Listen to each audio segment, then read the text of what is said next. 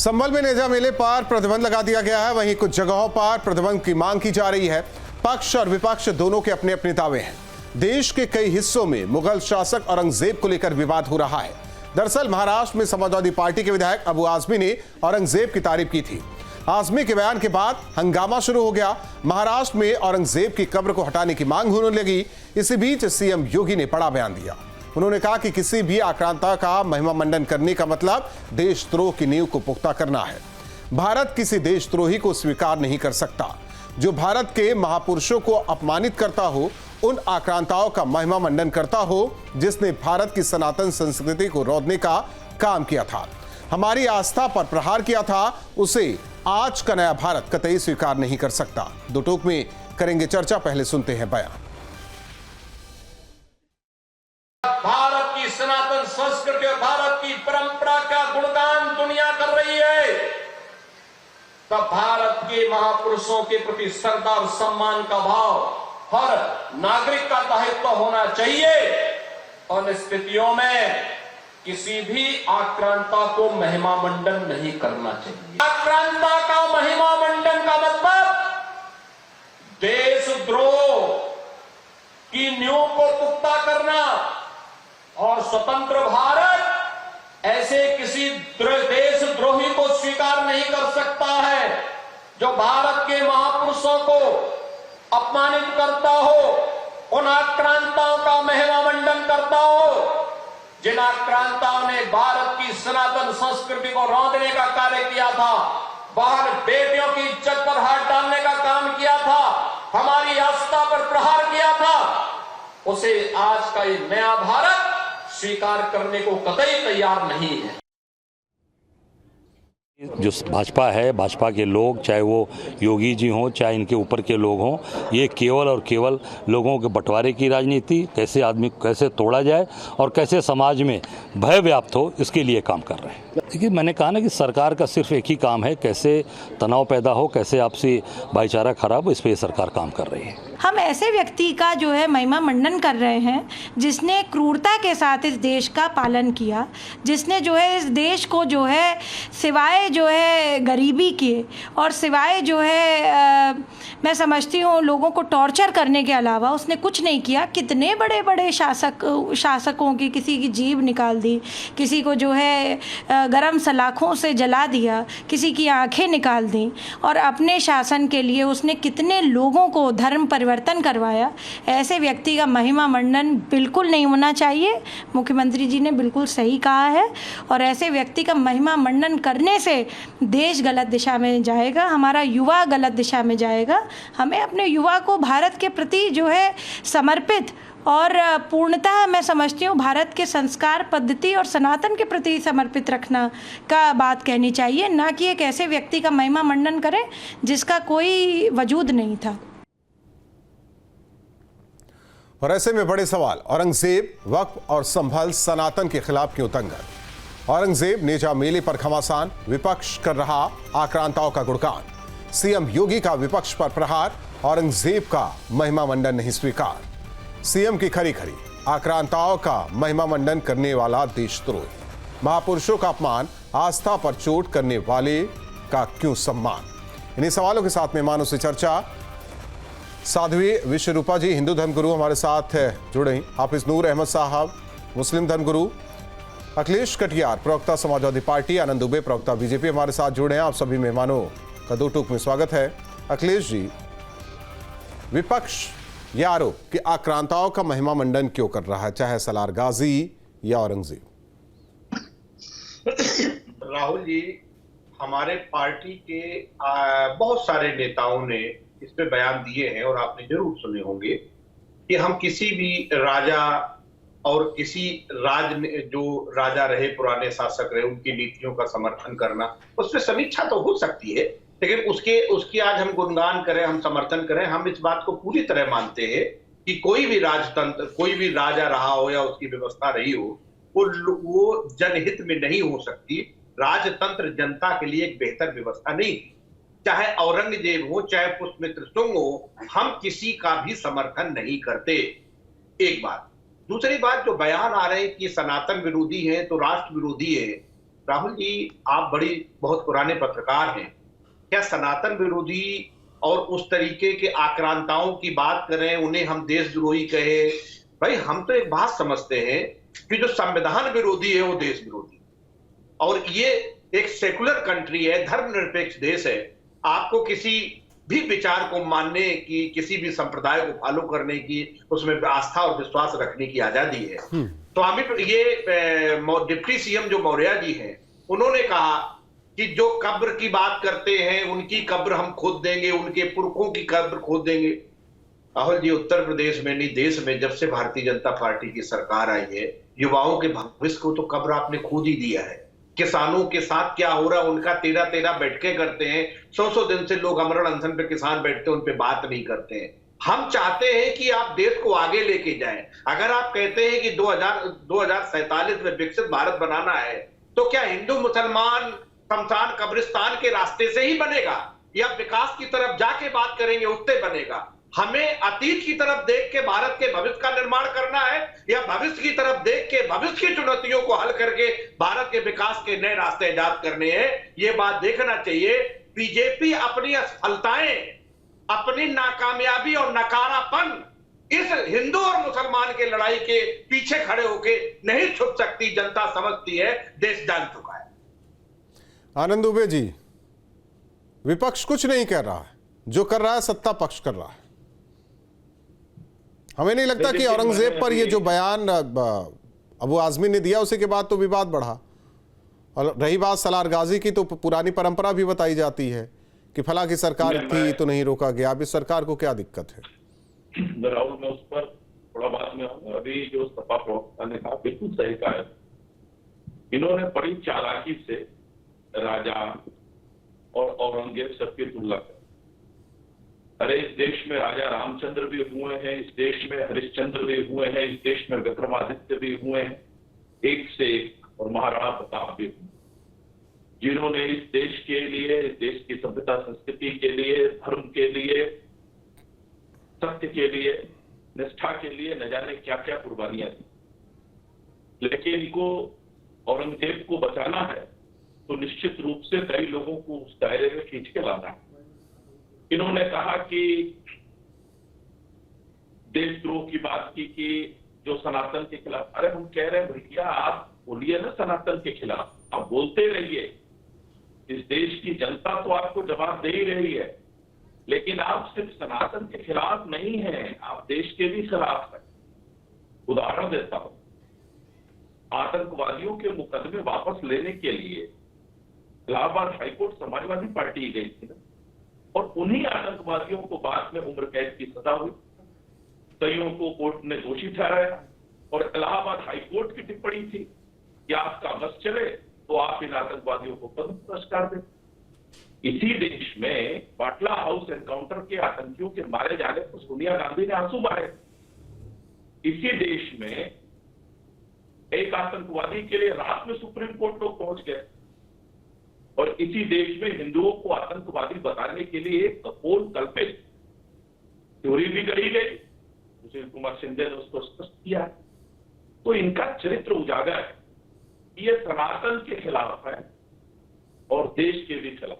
जब देश की सेनाएं सर्जिकल स्ट्राइक, एयर स्ट्राइक करती है, तो पूरा विपक्ष इकट्ठा होकर कहता है सबूत दिखाओ, सबूत दिखाओ। जब हमारे देश की सेनाएं चीन की सेनाओं से लड़ती है गलवान और डोकलाम में, और हम उन्हें धूल चटा देते हैं, तब राहुल गांधी और बाकी विपक्ष खड़ा होकर कहता है नहीं नहीं, हमारे देश की सेना हार गई है, वो सिर्फ चाइना वालों ने मार के भगा दिया। ये इनका चरित्र है। अब मैं लौटता हूं औरंगजेब। एक बड़ा अच्छा शेर है कि चला है सिलसिला कैसा ये रातों को मनाने का, तुम्हें हक दे दिया किसने दियों के दिल। ये वो लोग हैं जो औरंगजेब को, तैमूर लंग को, महमूद गजनवी, मोहम्मद गोरी, ऐसे नरपिशाचों को, ऐसे आक्रांताओं को, जिन्होंने इस भारत भूमि को पत्थरित करने का काम किया, सनातन के स्वाभिमान को पैरों से रौंदने का काम किया, सनातनियों का रक्त बहाने का काम किया, महिलाओं से, मां बहन बेटियों से बलात्कार करने का काम किया, बस्तियां जलाने का काम किया। ऐसे लोग इनके रोल मॉडल हो रहे हैं। जिस दिशा में जा रहे हैं ये, क्या शर्म नहीं आती इन्हें? राहुल जी, ये निश्चित रूप से बड़ी दुर्भाग्यपूर्ण स्थिति है कि छत्रपति शिवाजी की भूमि पर खड़ा होकर कोई औरंगजेब को महान बताने की धृष्टता करे। यह देश इसको कतई बर्दाश्त नहीं कर सकता है। और मैं दावे के साथ कहता हूं, नहीं, उनका ये भी कहना है कि जो उत्तर प्रदेश में संविधान का विरोधी है वो हो सकता है कि देश विरोधी हो। जी राहुल, उनका कहना है कि जो संविधान विरोधी वो देश विरोधी। राजतंत्र को भूल जाइए। राहुल जी, संविधान विरोधी कौन लोग हैं? संविधान विरोधी तो वो लोग हैं ना जो ट्रिपल तलाक जैसा घटिया कानून चाहते थे देश में। संविधान विरोधी तो वो लोग हैं ना जो संविधान में लिखी हुई चीज को नहीं मानते हैं कि देश में यूनिफॉर्म सिविल कोड होना चाहिए। संविधान विरोधी तो वो लोग हैं ना।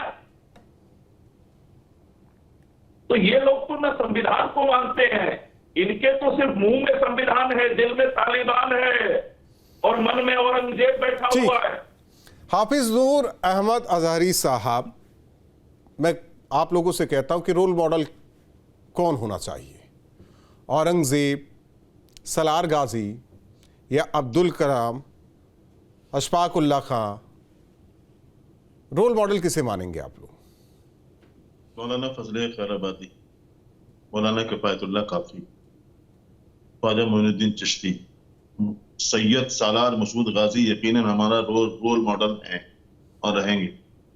उनके बारे में जिस तरह से, देखिए, औरंगजेब के बारे में लोग बोलते रहे, हम लोगों ने कुछ नहीं कहा, लेकिन सैयद सालार मसूद गाजी हमारी आस्था और हम उन्हें अल्लाह का वली मानते हैं और हम लोग सब उन पर अकीदत रखते हैं, यकीन रखते हैं। लेकिन उनके बारे में जो प्रोपेगेंडा किया जा रहा है, इससे प्रोपेगेंडा है, ये कुछ नहीं मिल रहा है भारतीय जनता पार्टी को। तो भारतीय जनता पार्टी ऐसी बातें लेकर के आ रही है। सलार गाजी नबी के सेनापति या भांजे नहीं थे, तलवार के दम पर वो लोगों से इस्लाम कबूल नहीं करवा रहे थे। बिल्कुल नहीं, झूठ है। तो ये जो इतिहास बताता है, इतिहास की किताब, ये झूठ है कि उन्होंने तलवार के दम पर लोगों से इस्लाम, वो खुद शहीद हुए हैं भारत में, हम उन्हें शहीद भी मानते हैं, समझ लेना इस पर। सैयद सालार मसूद गाजी जैसे लोगों के लिए ये सब समाज में आस्था है। ऐसा नहीं कि वह मुसलमान ही जाता है, उनकी बारगाह में दुनिया भर के लोग जाते हैं और तमाम मज़ाहिब के लोग जाते हैं। गाजी कैसे, एक चीज बता दीजिए, गाजी का अर्थ क्या होता है?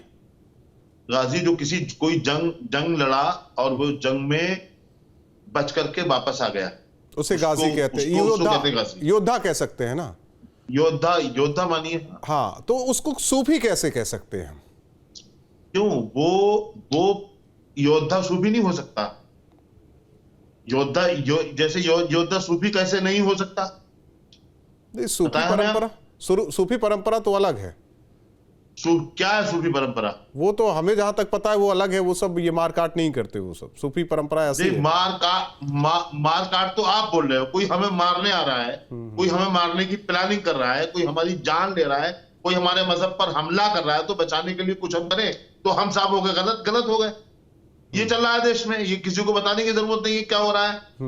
बाबरी मस्जिद का मसला हुआ, खत्म हुआ, भारतीय जनता पार्टी के पास दूसरा कोई मसला था नहीं, इसलिए लेकर के आ गए कि अब वो कब्रों से लड़ रहे हैं। शर्म भी नहीं आ रही इन लोगों को, कब्रों से लड़ रहे हैं, कब्रों से। अरे उनकी जिंदगी में लड़ना चाहिए था जब उनका दिल धड़क रहा था, उनके जिसमें जान थी, उनके हाथ पैर चल रहे थे। अब जैसे क्यों परेशानी हो रही है? राजा सुहेल देव लड़े थे, तो राजा सुहेल देव ने ही उनको कत्ल किया था, उनको शहीद किया था। अच्छा। और इन्हें सैयद सालार मसूद गाजी को हम जानते हैं इस बारे में। साध्वी विश्वरूपा जी क्लियर कर दिया कि उनके रोल मॉडल कौन है। आप लोग कितना भी हो हल्ला करते रहिए, शहीद है उनके लिए सलार गाजी। औरंगजेब के लिए थोड़ा हाँ हूं कर रहे हैं, लेकिन सलार गाजी के लिए तो क्लियर है।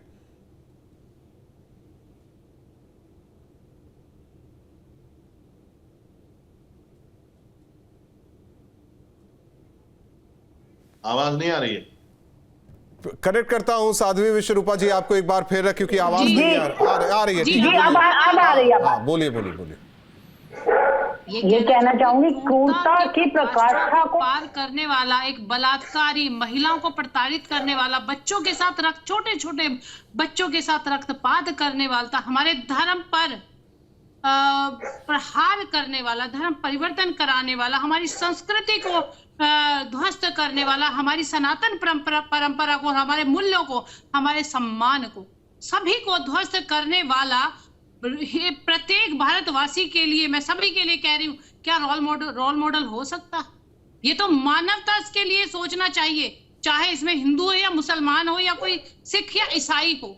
अगर ऐसा कोई भी करे तो मैं डिबेट तो छोड़ क्या रहा हूँ रोल आपकी, मॉडल आप हो लोग सकता है? क्या गालियां किसी का देते प्रेरणा रहिए। स्रोत हो सकता है? हम सालार मसूद गाजी के बारे में गलत नहीं सुन मेरे पाएंगे। भाई बात कर रहे थे साफ साफ कि सुन लें। भारत के विकास की, जिस देश की संस्कृति को खत्म किया जा रहा है, जिस देश के संस्कारों को खत्म किया जाता है, वो युवा क्या उन जैसे आक्रांताओं को रोल मॉडल बना के क्या विकास कर सकती है?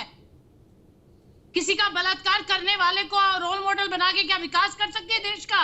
कैसी बातें करते हैं? छाबा फिल्म ने आपको इतिहास बताया है ना, इतिहास पढ़िए। फिल्मों को इतिहास नूर साहब बीच में मत जानने वाले बोलिए। लोग, देखिए कोई एक दूसरे के बीच में नहीं बोल रहा है, तो बीच में ना बोलिए। इतिहास जानने वाले लोग ऐसे ही बोलते हैं। फिल्मों को देखकर इतिहास जानने वाले लोग ऐसे ही बोलते हैं।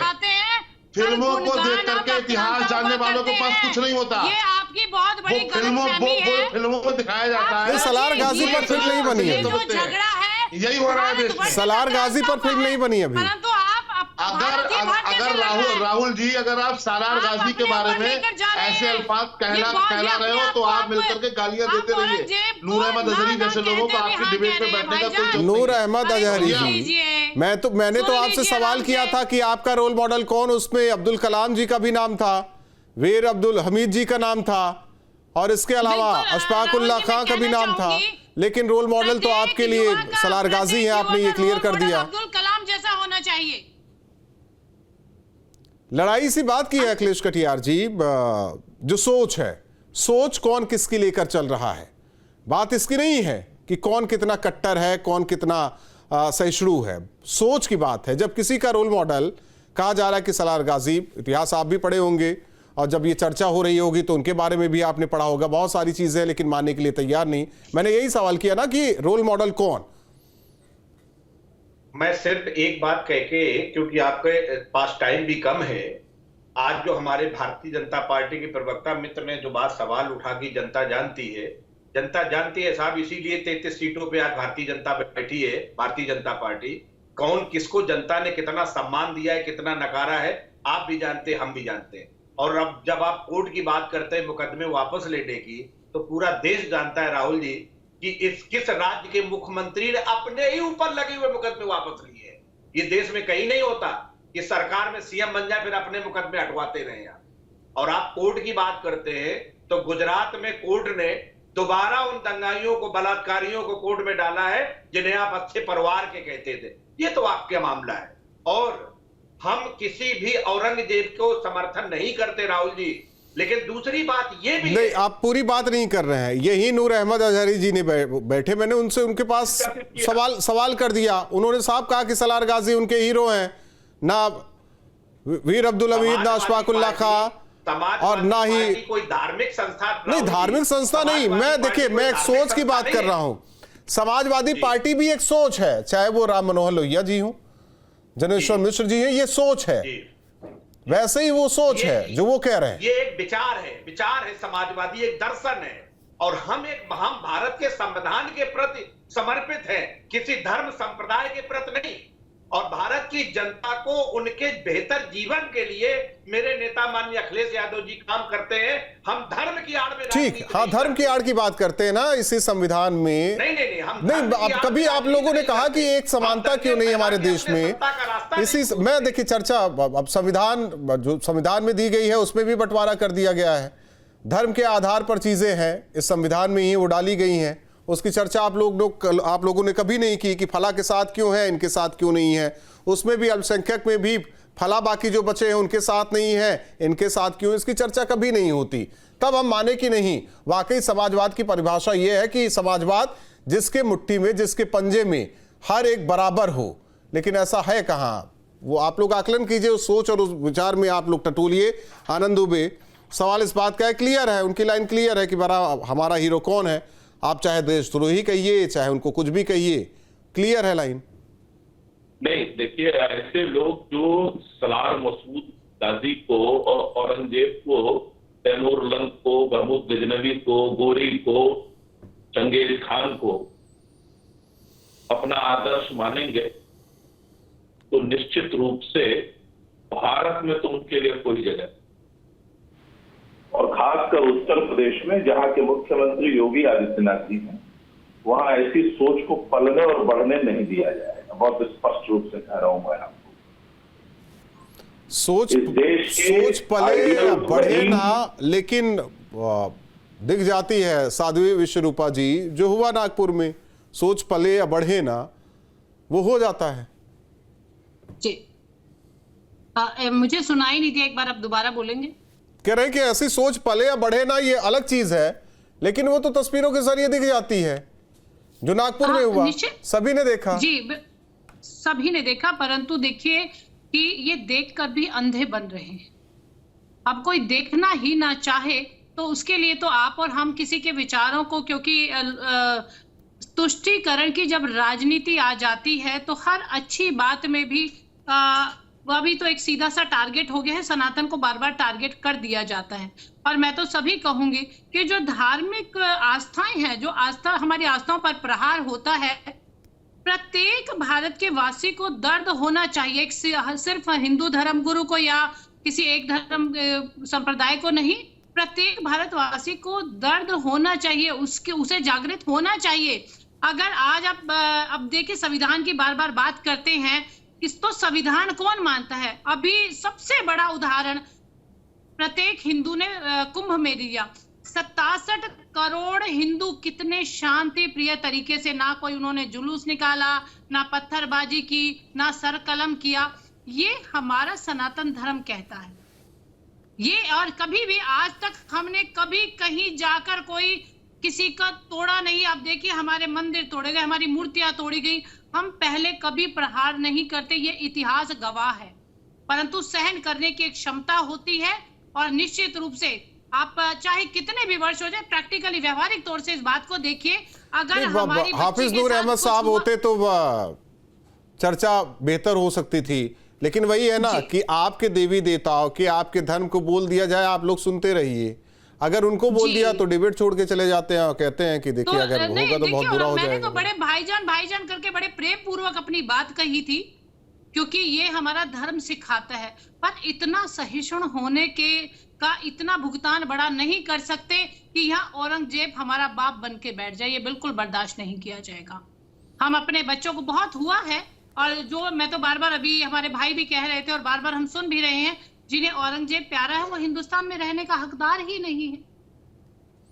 चलिए, बहुत बहुत धन्यवाद आप सभी मेहमानों का हमारे साथ दो टूक में जुड़ने के लिए। जाहिर तौर पर जिस तरीके से ये सियासत लगातार जारी है, चाहे औरंगजेब का मामला हो या फिर निजा मामले को लेकर, मेले को लेकर सलार गाजी की बात हो, और बीजेपी और विपक्ष में लगातार वार पलटवार जारी है, और ये सियासत आने वाले दिनों में थमती नहीं दिख रही। दो टूक में इतना ही।